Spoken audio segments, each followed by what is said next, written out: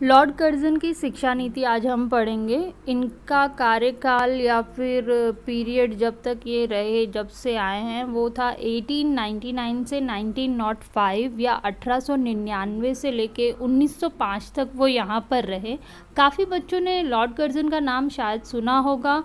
1905 में जो बंगाल पार्टीशन हुआ था उनसे इनका नाम जुड़ा हुआ है और उसी की वजह से ये ज़्यादा पॉपुलर हो गए। पर हम बंगाल पार्टीशन की बात नहीं करेंगे।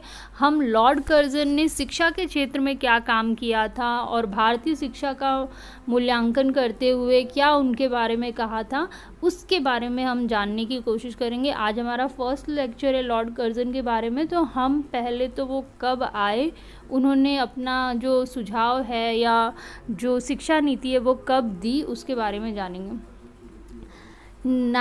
1899 में लॉर्ड कर्ज़न को भारत का नया गवर्नर जनरल व वाइसरॉय नियुक्त किया गया। अच्छा, 1899 में ये आए, गवर्नर जनरल के पद पर आए या फिर वाइसरॉय कह सकते हैं आप, उसके पद पर इनको नियुक्त किया गया।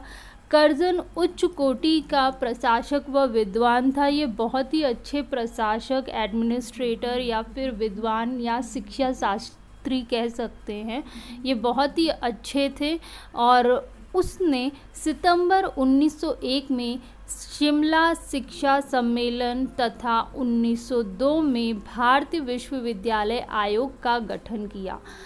इन्होंने 1901 में शिमला शिक्षा सम्मेलन किया और 1901 में जो ये शिमला शिक्षा सम्मेलन किया गया उसमें एक भी भारतीयों को इनवाइट नहीं किया गया और जिसकी वजह से भारतीय काफ़ी नाराज़ हो गए और उन्हें डाउट हुआ कि ये कैसा सम्मेलन है, एक कैसा शिक्षा का सम्मेलन है जिसमें भारतीयों को इनवाइट नहीं किया, इसमें क्या चीज़ डिसाइड की गई है जिसकी वजह से भारतीयों को दूर रखा गया या कुछ प्लानिंग हो रही है। तो काफ़ी ज़्यादा भारतीयों ने अपना विरोध जताया इस शिमला शिक्षा सम्मेलन के प्रति, क्योंकि एक भी भारतीय इसमें इनवाइटेड नहीं था। 1902 में भारतीय विश्वविद्यालय आयोग का गठन किया इन्होंने। अच्छा, आपको इसमें याद करने वाली क्या चीज़ है, ज़्यादातर हमें ईयर्स याद रखने हैं। शिमला शिक्षा सम्मेलन कब हुआ? 1901 में। 1902 में भारतीय विश्वविद्यालय आयोग का गठन किया गया। किसके द्वारा? लॉर्ड कर्ज़न के द्वारा। एक्चुअली लॉर्ड कर्ज़न ने जो काम किया है मेनली उच्च शिक्षा पर में किया है या हायर एजुकेशन के फील्ड में किया है, इसीलिए 1902 में उन्होंने भारतीय विश्वविद्यालय आयोग का गठन किया और काफ़ी सारी चीज़ें तय की कि क्या क्या चीज़ें होनी चाहिए शिक्षा में या भारतीय शिक्षा में, और उसी के बारे में इन्होंने ज़्यादा काम किया है। तथा उन्होंने विश्वविद्यालय स्तर की शिक्षा को उच्च स्तर की शिक्षा बनाने का कार्य किया। जो विश्वविद्यालय शिक्षा है उसको उच्च स्तर की शिक्षा या फिर उसका गुणवत्ता बढ़ाने की कोशिश की है। तो ज़्यादातर लॉर्ड कर्ज़न का फोकस हायर एजुकेशन था, ये आप कह सकते हैं।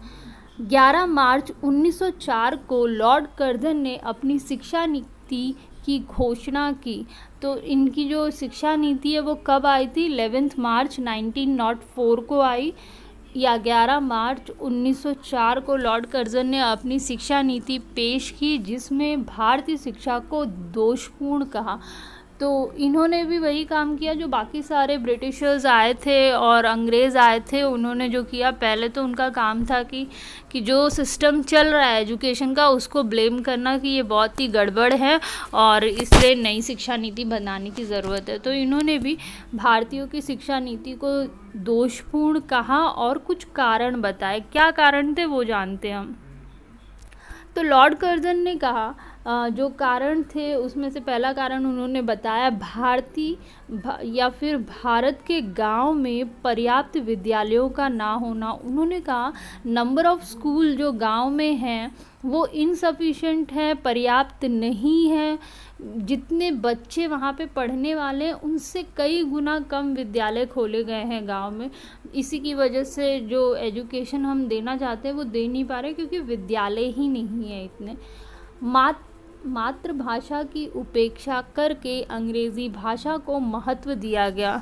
अब जब लॉर्ड कर्ज़न आए तब जो शिक्षा नीति थी उसमें जो मातृभाषा है उसको ज़्यादा इतनी वैल्यू नहीं दी गई थी जितनी अंग्रेज़ी भाषा को दी गई थी। शिक्षा नीति में कहा गया था कि अंग्रेज़ी में शिक्षा दी जाए, जिसकी वजह से भारतीय भाषा को जो स्थान मिलना चाहिए वो मिल नहीं पा रहा था और अंग्रेज़ी भाषा में बच्चों को शिक्षा दी जा रही थी। जो कि लॉर्ड कर्ज़न ने ये पॉइंट उठाया कि मातृभाषा की उपेक्षा हो रही है और अंग्रेज़ी भाषा को महत्व दिया जा रहा है, जो कि ठीक बात नहीं है।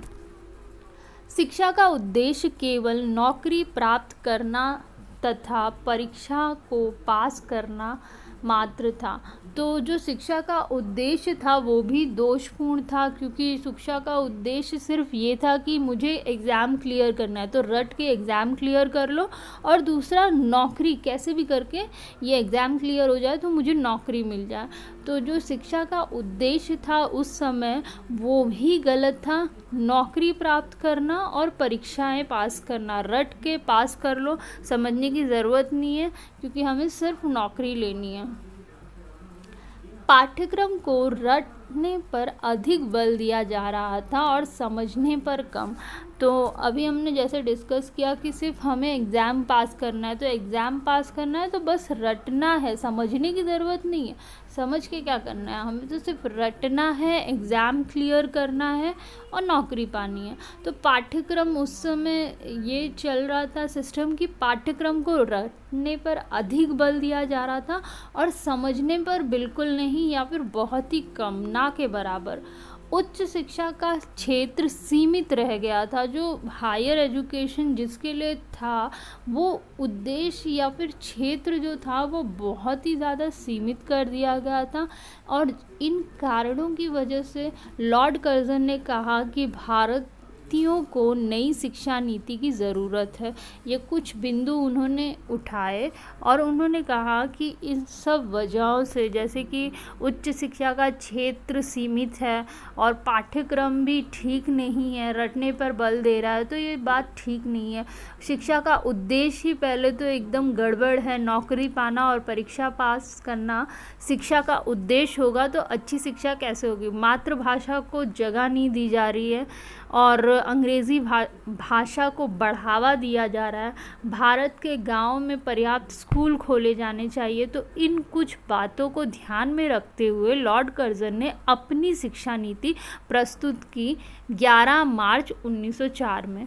आज के लिए इतना ही। कल हम उन लॉर्ड कर्ज़न के सुझाव पढ़ेंगे, उन्होंने क्या क्या बातें कही प्राथमिक विद्यालय या फिर माध्यमिक विद्यालय और उच्च विद्यालयों के बारे में, या उन्होंने क्या सुझाव दिए उसके बारे में डिटेल में बात करेंगे। आज के लिए इतना ही।